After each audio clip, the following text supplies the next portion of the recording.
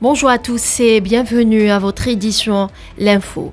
Le président algérien Abdelmajid Tebboune a reçu hier vendredi un appel téléphonique de son homologue, le président de la République islamique d'Iran, Ibrahim Raïssi, qui lui a présenté ainsi qu'au peuple algérien ses vœux à l'occasion de l'Aïd al-Adha. Les deux présidents sont convenus de renforcer la coopération bilatérale et d'accélérer la tenue de la réunion de la grande commission mixte entre les deux pays.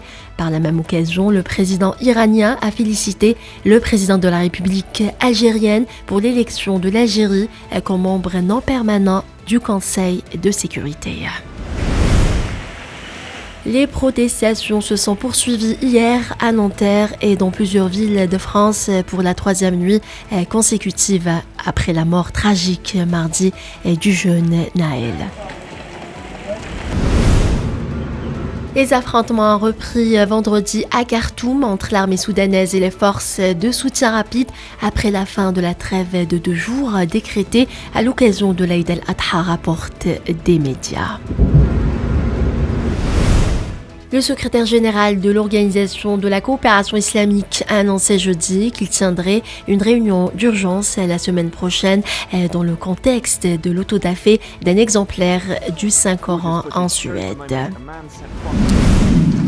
Le Conseil de sécurité de l'ONU a mis un terme immédiat hier à la mission de maintien de la paix des casques bleus au Mali, un retrait réclamé par Bamako qui se déroulera sur 6 mois.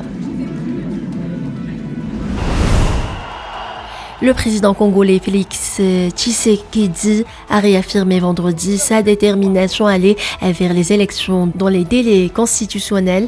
Il a invité la Commission électorale nationale indépendante à poursuivre les efforts en cours en vue du respect des délais constitutionnels dans l'organisation rigoureuse de différents scrutins conformément aux standards internationaux. 39 soldats et 40 supplétifs civils de l'armée ont été tués lundi et mardi dans des attaques terroristes dont les 2 plus meurtrières ont eu lieu dans la province du centre-nord, tandis que plus de 80 terroristes ont été neutralisés, a indiqué vendredi l'armée burkinabé. 25 personnes ont été tuées et 8 autres blessées après qu'un bus a pris feu dans la nuit de vendredi à samedi sur une voie rapide dans l'État indien du Maharashtra Ouest, a annoncé la police.